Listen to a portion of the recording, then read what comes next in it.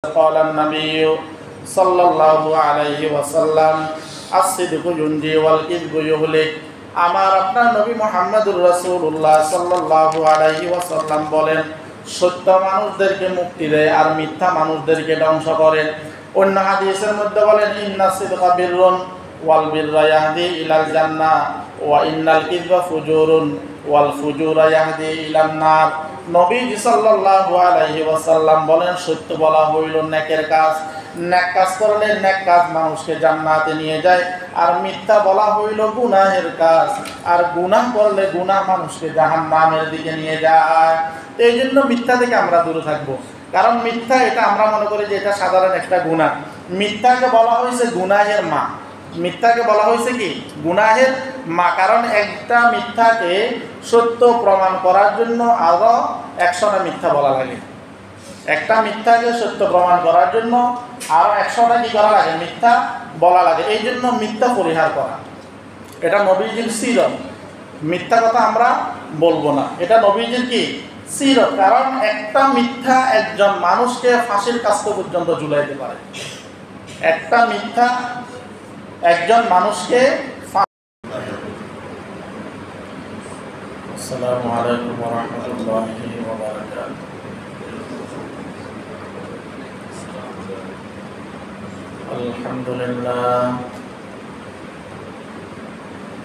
আলহামদুলিল্লাহ নাহমাদুহু ওয়া নাস্তাঈনুহু ওয়া নাস্তাগফিরুহু ওয়া নু'মিনু বিহি ওয়া নাতাওয়াক্কালু আলাইহি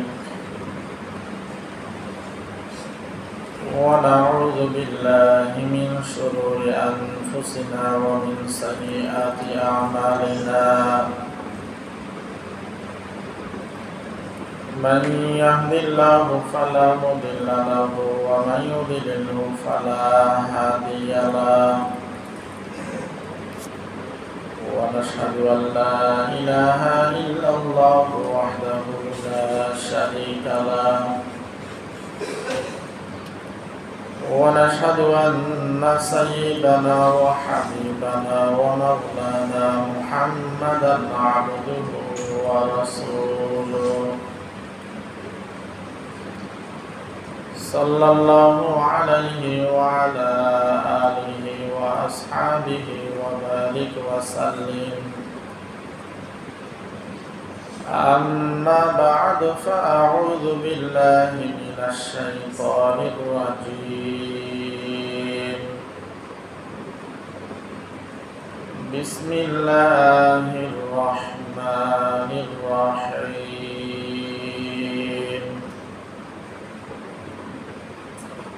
قل إن كنتم تحبون الله فاتبعوني يحببكم الله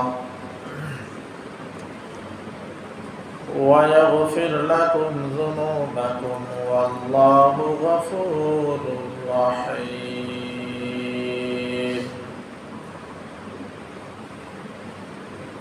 قال النبي صلى الله عليه وسلم لا يؤمن أحدكم حتى أكون أحب إليه من والده وولده والناس أجمعين. وقال النبي صلى الله عليه وسلم لا طاعة لمخلوق في معصية الخالق أو كما قال النبي عليه الصلاة والسلام. محبت الشهيد درود إبراهيم فري. اللهم صل على محمد وعلى آل محمد كما صليت على إبراهيم وعلى آل إبراهيم إنك حميد مجيد. اللهم بارك على محمد وعلى آل محمد كما باركت على إبراهيم وعلى آل إبراهيم إنك حميد مجيد.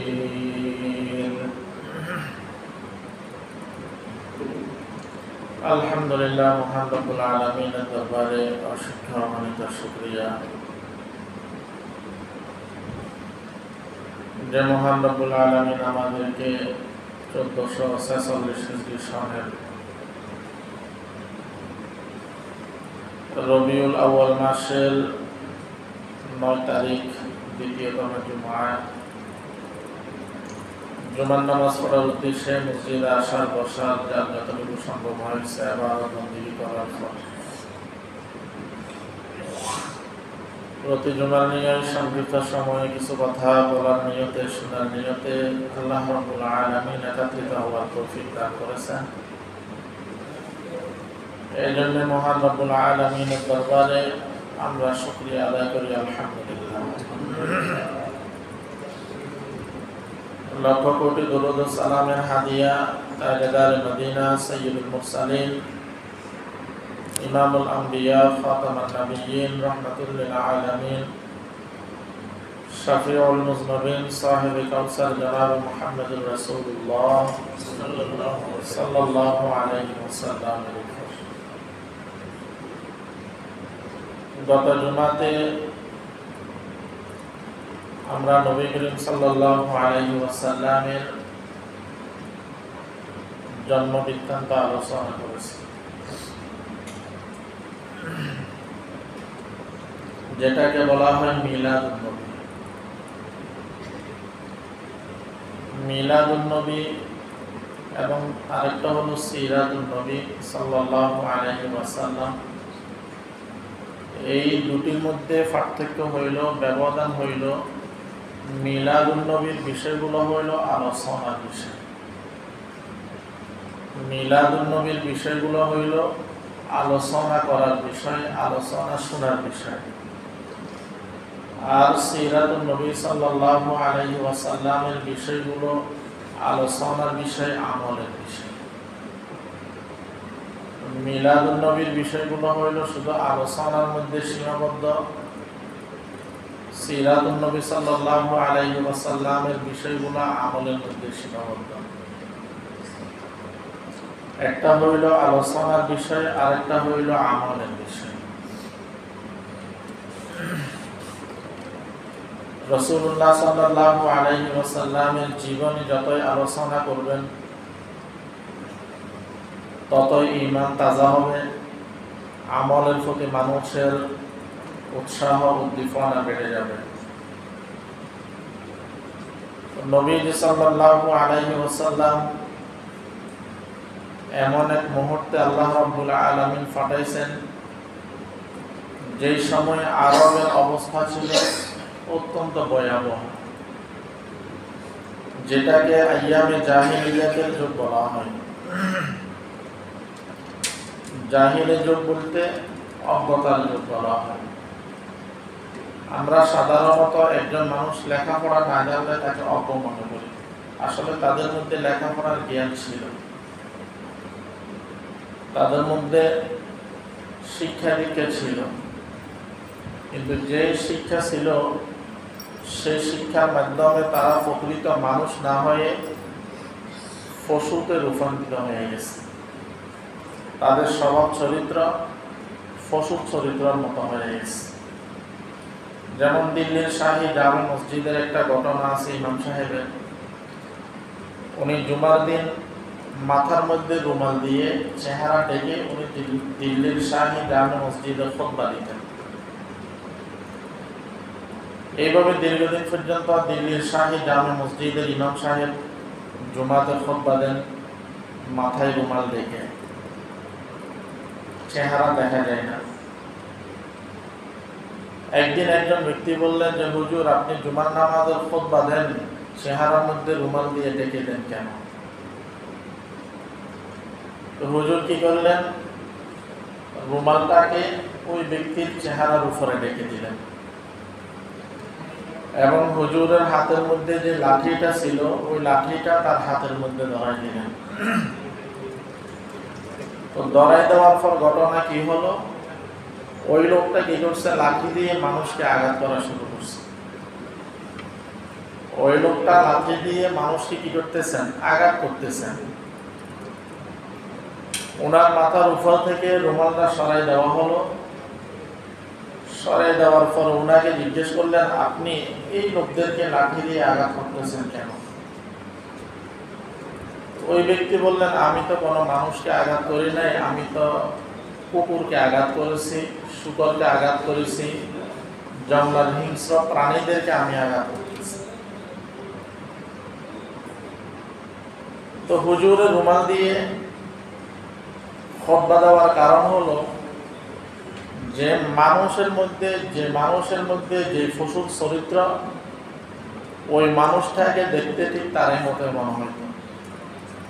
এই জন্য হুজুরের রুমালটা, ইমাম সাহেবের রুমালটা ওই ব্যক্তির মাথার উপরে দেওয়ার কারণে ওই লোকটা মানুষদেরকে কুকুর মনে করে আঘাত করতেছেন, হিংস্র প্রাণী মনে করে কি করতেছেন, আঘাত করতেছেন। তো তৎকালীন যুগের আরবদের লোকগুলো শিক্ষিত ছিল। যেমন আবু জাহেল আমরা যাকে বলি, তার নাম হইল আবুল হিকাম, বুদ্ধির বাপ বলা হয়। কিন্তু এত বুদ্ধি থাকা সত্ত্বেও, এত জ্ঞান থাকা সত্ত্বেও আমার আপনার নবী মুহাম্মদুর রাসূলুল্লাহ সাল্লাল্লাহু আলাইহি ওয়াসাল্লামকে নবী হিসাবে মানতে পারেন নাই। তো যে জ্ঞান অর্জন করার কারণে মানুষকে প্রকৃত মানুষ না বানিয়ে পশুতে রূপান্তরিত করে, ওই জ্ঞানের কোনো মূল্য নেই। নবীজি সাল্লাল্লাহু আলাইহি ওয়াসাল্লাম যে সময় মক্কায় আগমন করছেন, ওই সময় মক্কার অবস্থা ছিল অত্যন্ত ভয়াবহ। মানুষের মধ্যে সভ্যতা বলতে কিছুই ছিল না। তাদের চারিত্রিক যে অবস্থা সেটাও ছিল মারাত্মক খারাপ। তাদের মধ্যে সত্য মিথ্যার কোনো ভেদাভেদ ছিল না, ন্যায় অন্যায়ের কোনো ভেদাভেদ ছিল না। তাদের মধ্যে চুরি, ডাকাতি, খুন, রাহাজানি, মারামারি ইত্যাদি ইত্যাদি এই সমস্ত বিষয়গুলো তাদের মধ্যে বেশি ছিল। তৎকালীন সময়ের মধ্যে নারীদের কোনো সামাজিক মূল্যায়ন ছিল না। জন্ম থেকে শুরু করে একজন নারী মৃত্যু পর্যন্ত তাকে সমস্ত অধিকারগুলো থেকে বঞ্চিত করা হইত। এমনকি কাহারও ঘরে যদি কন্যা সন্তান ভূমিষ্ঠ হইত, সেটাকে তারা অভিশাপের কারণ মনে করতেন, যার কারণে অনেক সময় কন্যা সন্তানদেরকে তারা জীবন্ত কি করতেন, হত্যা করতেন। নারীদেরকে তারা ভোগের পণ্য বানাইছেন। নারীদের সামাজিক কোনো মর্যাদা ছিল না, যারা ব্যভিচার তাদের মধ্যে বেশি ছিল। এমন একটা কঠিন পরিস্থিতির মধ্যে আল্লাহ রাব্বুল আলামিন আমার আপনার নবী মুহাম্মদুর রাসূলুল্লাহ সাল্লাল্লাহু আলাইহি ওয়াসাল্লামকে প্রেরণ করেছেন। তাদের স্বভাব কেমন ছিল? কিতাবের মধ্যে একটা ঘটনা আসছে, তাদের মধ্যে সবসময় মারামারি লেগে থাকে। যেমন আমাদের মধ্যে অনেক সময় ছোট ছোট বিষয়গুলো নিয়ে মারামারি হয়। আমাদের এই দিক থেকেও ব্রাহ্মণবাড়িয়ার অবস্থা হইল আরো খারাপ। সামান্য বিষয় নিয়ে কাহারও ক্ষেতের মধ্যে হয়তো মরক মুখ দিছে, কাহারও ছোটখাটো কোনো একটা বিষয় সমস্যা হয়েছে, এমনিতে পেটা যুদ্ধ শুরু হয়ে যায়। তো তৎকালীন সময়ে একটা ঘটনা লিখছেন যে তাদের মধ্যে কেমন বিষয়গুলো নিয়ে খুনাখুনি মারামারি লেগে থাকতো। একজন ব্যক্তি এক জায়গা থেকে আরেক জায়গায় যাইতেছে। ওই ব্যক্তির একটা সাওয়ারি ছিল।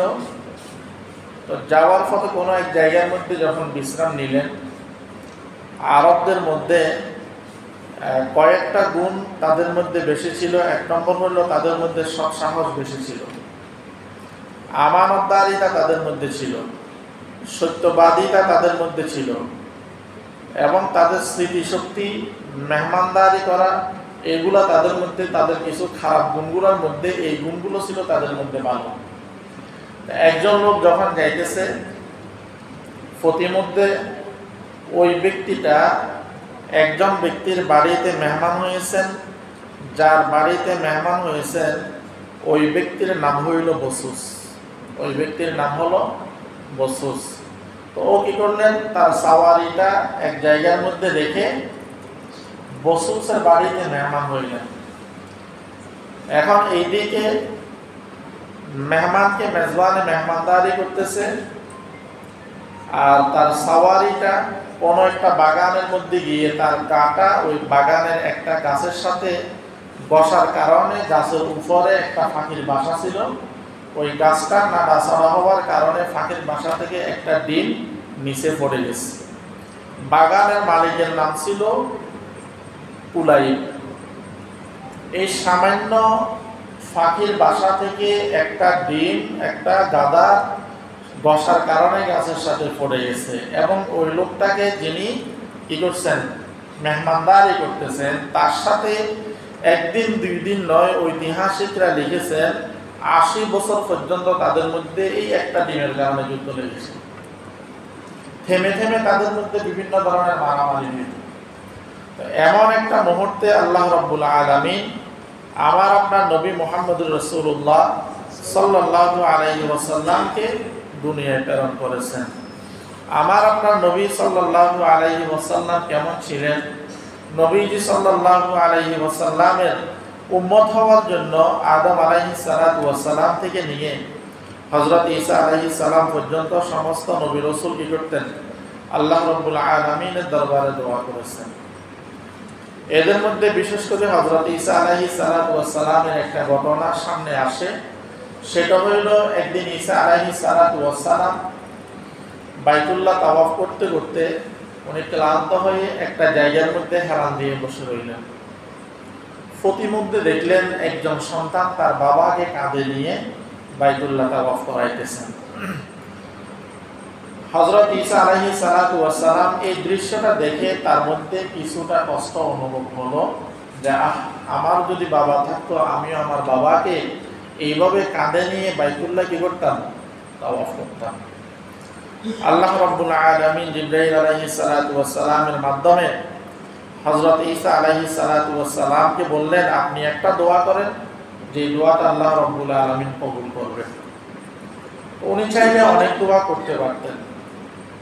উনি দোয়া করছেন, রব্বুল আলামিন আমি কোনো কিছুই চাই না, আমাকে আপনি হযরত মুহাম্মদুর রাসূলুল্লাহ সাল্লাল্লাহু আলাইহি ওয়াসাল্লামের উম্মত হিসাবে কবুল করেন। আমাকে হযরত মুহাম্মদুর রাসূলুল্লাহ সাল্লাল্লাহু আলাইহি ওয়াসাল্লামের উম্মত হিসাবে কি করেন? কবুল করেন। নবীজি সাল্লাল্লাহু আলাইহি ওয়াসাল্লাম বলেন, আমি হইলাম হযরত ইব্রাহিম আলাইহিস সালাতু ওয়াস সালামের দোয়ার ফসল এবং হযরত ঈসা আলাইহিস সালাতু ওয়াস সালামের সুসংবাদের ফসল। কারণ ইব্রাহিম আলাইহিস সালাতু ওয়াস সালাম আল্লাহ রাব্বুল আলামিনের দরবারে দোয়া করছেন, রব্বানা ওয়া বা'আথ ফীহিম রাসূলাম মিনহুম ইয়াতলু আলাইহিম আয়াতিকা ওয়া ইউআল্লিমুহুমুল কিতাবা ওয়াল হিকমা ওয়া ইউযাক্কিহিম ইন্নাকা আনতাল আজিজুল হাকীম। ইব্রাহিম আলাইহিস সালাতু ওয়াস সালাম আল্লাহ রাব্বুল আলামিনের দরবারে দোয়া করছেন, আপনি এমন একজন নবী, এমন একজন রাসূল আপনি দুনিয়ায় প্রেরণ করেন, যিনি আপনার কোরআন, যিনি আপনার আয়াতসমূহ তেলাওয়াত করে শুনাইবেন, যিনি মানুষদেরকে আপনার কোরআন এবং হিকমত শিক্ষা দিবেন, যিনি মানুষদেরকে আত্মশুদ্ধি করবেন, যিনি মানুষদেরকে আত্মশুদ্ধি করবেন।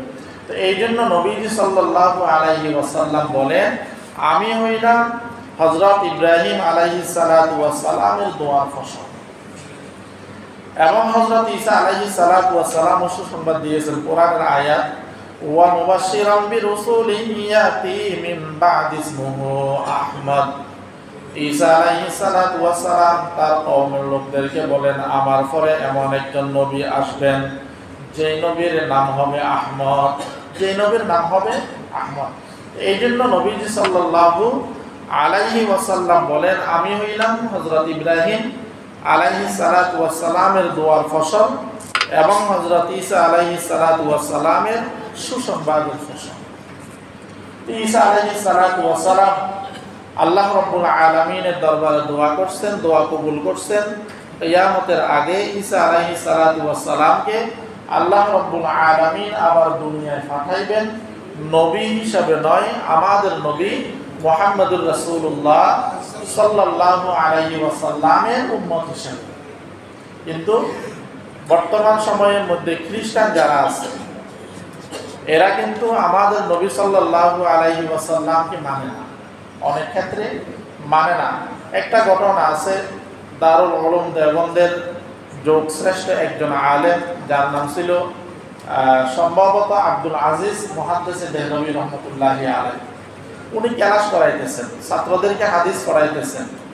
একজন ব্যক্তি আসলেন, আসার পর বললেন যে হুজুর আমার একটা প্রশ্ন। কি প্রশ্ন? যে আমি একটা পথ দিয়ে যাইতেছি, যাওয়ার পর দেখলাম দুই দিকে দুইটা পথ আছে। এখন ওই জায়গার মধ্যে গিয়ে দেখলাম, আমরা সামনের কাতারগুলো পূরণ করে বসি, তাহলে দেখতে একটু সুন্দর দেখা যাবে। কাতারগুলো আমরা পূরণ করে বসি। তো ওই ব্যক্তি বলতেছেন, এখন আমি ওই রাস্তার মোড়ে গিয়ে দুইজন ব্যক্তিকে দেখলাম, একজন ব্যক্তি ঘুমন্ত আর একজন ব্যক্তি বসা। ওই খ্রিস্টানের অনুসারী ওই লোকটা বলতেছেন, আমি যাইতে যাইতে এমন এক জায়গার মধ্যে গেলাম, এই দিকেও পথ আছে, এই দিকেও কি আছে? পথ আছে। এখন আমি কোন দিকে যাব এটা জিজ্ঞাসা করার জন্য ওইখানে দুইটা লোক আছে, একজন লোক ঘুমন্ত শোয়া, আরেকজন লোক বসা। আমি কোন ব্যক্তিকে আমার পথ সম্পর্কে প্রশ্ন করব?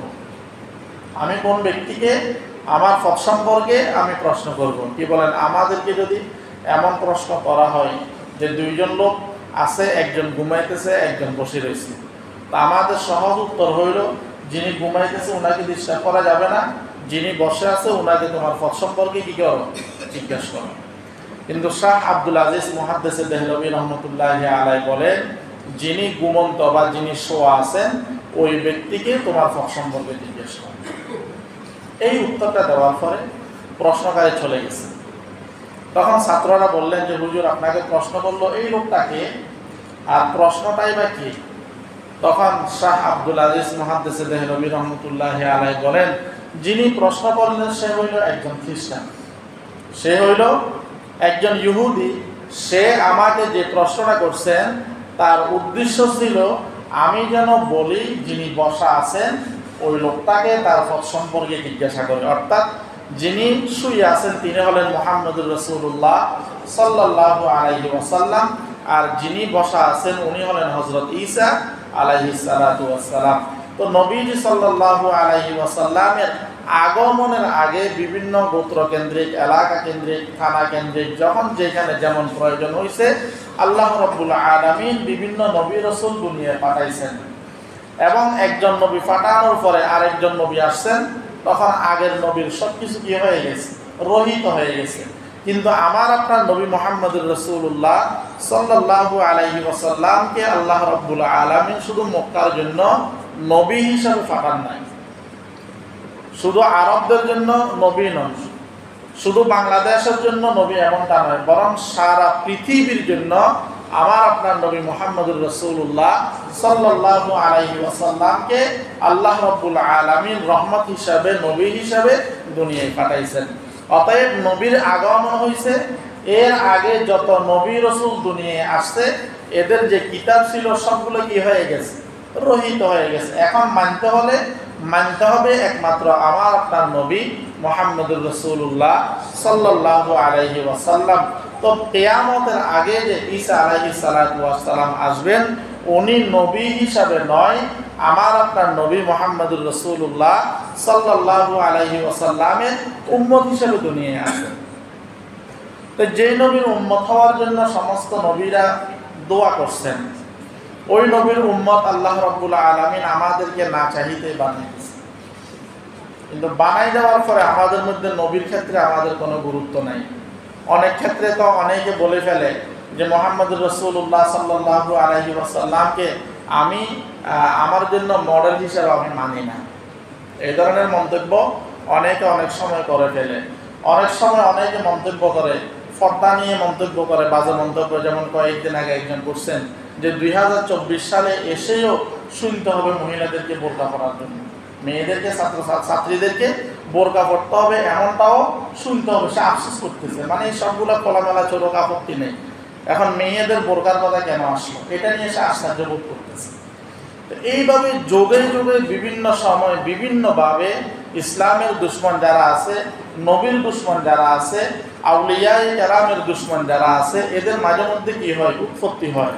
কিন্তু এটা বেশি দিন টিকে না, বেশি দিন টিকে না। এটা কিয়ামত পর্যন্ত থাকবে, কিয়ামত পর্যন্ত এই বিষয়গুলো থাকবে।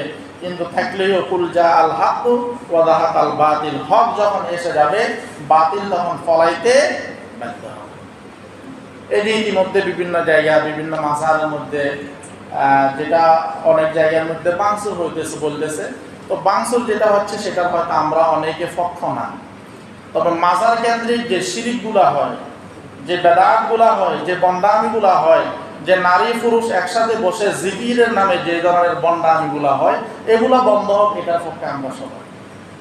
এবং আলহামদুলিল্লাহ বিভিন্ন জায়গার খাদেম যারা আছে, যেমন সিলেটের শাহপরান, ওইখানে যখন গেছে তো খাদেমরা বললেন যে আজকে থেকে আমাদের মাজারে আর কোনো শিরিক হবে না, আজকে থেকে আমাদের মাজারে আর কোনো গান বাদ্য হবে না, আজকে থেকে আমাদের মাজারে আর কোনো নারী পুরুষ একসাথে জিকিরের নামে শয়তানি হবে না। তো এই ধরনের মাজার না ভেঙে বরং এই সমস্ত বিষয়গুলা তাদের পক্ষ থেকে আসুক, শিরিক মুক্ত হোক, বেদাত মুক্ত হোক। আমরা তো আউলিয়ায়ে কেরাম যারা আছে এদের অনুসরণ করি, এবং আউলিয়ায়ে কেরাম ওলি আল্লাহ যারা আছে এদের থেকে যে অলৌকিক যে বিষয়গুলা প্রকাশ পায় এগুলাকে আমরা বিশ্বাস করি। কারণ কেরামতুল আউলিয়ায়ে হকুন, নবীদের মাধ্যমে কোনো অলৌকিক বিষয়গুলো প্রকাশ হলে সেটাকে বলা হয় মুজিজা, সেটাকে বলা হয় মুজিজা। আর আউলিয়ায়ে কেরামের মাধ্যমে কোনো অলৌকিক কোনো বিষয় প্রকাশ হলে সেটাকে বলা হয় কারামত, সেটাকে বলা হয় কি, কারামত। তবে যারা হকপন্থী আল্লাহর ওলি যারা আছে এরা খুব সহজে নিজেদের এই কারামতগুলা প্রকাশ করতে চায় না। কেউ যদি এদের কারামতগুলা দেখেও ফেলে, সত্য দেয়, আমি যতদিন জীবিত থাকবো ততদিন পর্যন্ত এই কথাটা কাউকে বলবি না। ওনারা ওনাদের বিষয়গুলাকে গোপন রাখে। আর যারা ওলির নামে ভণ্ডামি করে এরা বিভিন্ন সময় বিভিন্ন বেলকিবাজি জিনের মাধ্যমে মানুষদেরকে দেখায় যে আসো আমাদের দরবারে আসো। তো ওলি আল্লাহ যারা আছে, আমরা আউলিয়ায়ে কেরামের বিরুদ্ধে নয়, তবে ওলির নামে যারা ভণ্ডামি করে আমরা এদের বিরুদ্ধে। ওলির নাম দিয়ে, আল্লাহর ওলির দরবারের নাম দিয়ে যারা ভণ্ডামি করে, যারা নারী পুরুষের একসাথে বসাইয়া দোল তবলা দিয়ে জিকির আজকার করায়, এগুলোর বিরুদ্ধে আমরা আছি সবসময় এবং থাকবো ইনশাআল্লাহ। হকপন্থী একজন ওলির হাতে যদি আপনি বায়াত গ্রহণ করেন, তার দিক নির্দেশনা মতো যদি আপনি চলেন, অবশ্যই আপনার মধ্যে পরিবর্তন আসবে। আর কোনো বন্ডের হাতে যদি আপনি বায়াত গ্রহণ করেন তো দেখবেন আপনার মধ্যে কোনো পরিবর্তন আসবে না, আপনার মধ্যে কোনো পরিবর্তন আসবে না। আপনি যেমন আগে নামাজ পড়তেন না, এখনও নামাজ পড়বেন না। আপনি যেমন রোজা রাখতেন না, এখনও রোজা রাখবেন না। আপনি যেমন আগেও পর্দা করতেন না, এখনও পর্দা করবেন না। আপনি যেমন আগেও সুদ খাইতেন, এখনও সুদ খাইবেন। এইভাবে আপনার মধ্যে কোনো পরিবর্তন আসবে না। এই জন্য হাকিমুল উম্মত আশরাফ আলী থানভী রাহমাতুল্লাহি আলাইহি বলেন, একজন ওলি উনি হক না ভণ্ড সেটা বোঝার জন্য একজন ওলির দরবারে 5 জন লোক যাওয়ার পরে 3 জনের আমল যদি পরিবর্তন হয় তাহলে তোমরা তার সাথে সম্পর্ক রাখো। 3 জনের মধ্যে 2 জনের পরিবর্তন হয়েছে আর 3 জনের, 5 জনের মধ্যে 2 জন পরিবর্তন হয়েছে আর 3 জনের পরিবর্তন হয় না, তাহলে সেখানে যাওয়ার দরকার নেই। এবং আউলিয়ায়ে কেরামের জীবনে যদি আমরা আলোচনা করি, হয়তো অনেকে বলবো হুজুর এগুলো এই কোরআন হাদিসের কথা নেই, বা এগুলা কোরআন হাদিসের কথা নয়, কিন্তু এগুলো সত্য। আউলিয়ায়ে কেরামের যে কারামতগুলো আছে এগুলো সত্য। আমি 2-1টা ঘটনা বলি যেটা আমাদের বোঝার জন্য, যে আমরা যে ওলি বিরোধী নয়, আমরা ওলি আল্লাহদেরকে মহাব্বত করি, ভালোবাসি। তো ওলি আল্লাহর নামে ভণ্ডামি যেটা করে, এটা সেজদা যেটা করে, নারী পুরুষের যে বিভিন্ন ধরনের একসাথে বসে জিকির আজকার করে, নাচানাচি করে, এইগুলোর পক্ষে আমরা নয়। আপনারা সহজে চিনবেন, ফটিয়া মাদ্রাসার একজন আল্লাহর ওলি ছিলেন, যার নাম হইল ওলি আহমদ, যাকে বোয়াল অভিশাপ হুজুর বললে সবাই চিনত। তো উনি রাত্রে বিভিন্ন জায়গার মধ্যে মাহফিলে যাইতেন। এখন দক্ষিণাঞ্চলে মাহফিলে গেলেন, মাহফিল থেকে আসার পথে ফটিয়া মাদ্রাসায় আসবেন, প্রতি মধ্যে দেখতেছেন রাস্তার মধ্যে বড় একটা হাতি বসা, এদিকের গাড়িও বন্ধ, এদিকের গাড়িও বন্ধ। সবাই চিন্তিত হয়ে গেছেন, আমাদের গন্তব্যে আমরা কীভাবে যাব। তো হুজুর যখন জানলেন রাস্তার মধ্যে একটা বড় হাতি বসা, তখন হুজুর গাড়ি থেকে নামলেন। নামার পর ওই হাতিটার কাছে আসছে। হাতির কাছে এসে বললেন যে তোমাকে আল্লাহ রাব্বুল আলামিন সৃষ্টি করেছেন, আমাদেরকেও আল্লাহ রাব্বুল আলামিন সৃষ্টি করেছেন, আমাদেরকে তো ইবাদত বন্দেগী করতে হবে। তবে আমার প্রতিদিনের একটা দায়িত্ব হলো ফটিয়া মাদ্রাসায় গিয়ে আমার ছাত্রদেরকে তাহাজ্জুদের জন্য আমাকে সবসময় ডেকে দিতে হয়। প্রতিদিন তাহাজ্জুদের জন্য আমার ছাত্রদেরকে আমাকে প্রতিদিন ডেকে দিতে হয়। তোমার কারণে যদি আজকে আমার ছাত্রদেরকে যদি তাহাজ্জুদ থেকে যদি বঞ্চিত হয়, আমি আল্লাহর আদালতে তোমার বিরুদ্ধে আমি অভিযোগ দায়ের করব। ওলি আহমদ বোয়ালবি সাহেব রহমতুল্লাহি আলাইহি এই বক্তব্য দিলেন, আর হাতিটা আস্তে করে উঠে রাস্তাটা ছেড়ে দিয়েছে। সুবহানাল্লাহ। এগুলাকে বলা হয় কারামাতুল আউলিয়া হকুন। ওলিদের কারামত সত্য, ওলিদের কারামত সত্য, তবে এগুলো ওনারা সত্য দেন। কেউ যদি দেখে এটা যেন তাদের জীবদ্দশায় প্রকাশ না করে। এবং অনেক ঘটনা আছে, আমাদের সেদিকে আলোচনা নয়।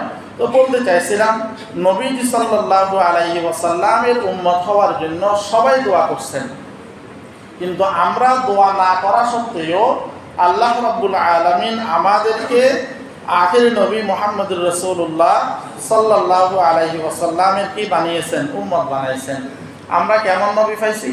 আমার আপনার নবী মুহাম্মদুর রাসূলুল্লাহ সাল্লাল্লাহু আলাইহি ওয়াসাল্লাম আল্লাহ রাব্বুল আলামিন যে গুণ দিয়ে বানাইছেন, কিতাবের মধ্যে আসছে হযরত আদম আলাইহিস সালাতু ওয়াস সালাম থেকে নিয়ে ঈসা আলাইহিস সালাতু ওয়াস সালাম পর্যন্ত যত নবী রাসূল আল্লাহ রাব্বুল আলামিন দুনিয়ায় পাঠাইছেন, আদম আলাইহিস সালাতু ওয়াস সালামের মধ্যে যে গুণগুলো দিয়ে আদম আলাইহিস সালামকে সৃষ্টি করেছেন, নূহ আলাইহিস সালাতু ওয়াস সালামকে যে বৈশিষ্ট্য দিয়ে সৃষ্টি করেছেন, মুসা আলাইহিস সালাতু ওয়াস সালামকে যে বৈশিষ্ট্য দিয়ে সৃষ্টি করেছেন, ঈসা আলাইহিস সালাতু ওয়াস সালামকে যে বৈশিষ্ট্য দিয়ে সৃষ্টি করেছেন, এক কথায় আদম আলাইহিস সালাতু ওয়াস সালাম থেকে নিয়ে আমার আপনার নবী মুহাম্মদুর রাসূলুল্লাহ সাল্লাল্লাহু আলাইহি ওয়াসাল্লামের আগ পর্যন্ত তথা ঈসা আলাইহিস সালাতু ওয়াস সালাম পর্যন্ত যত নবী রাসূল দুনিয়ায় আল্লাহ রাব্বুল আলামিন পাঠাইছেন, এদেরকে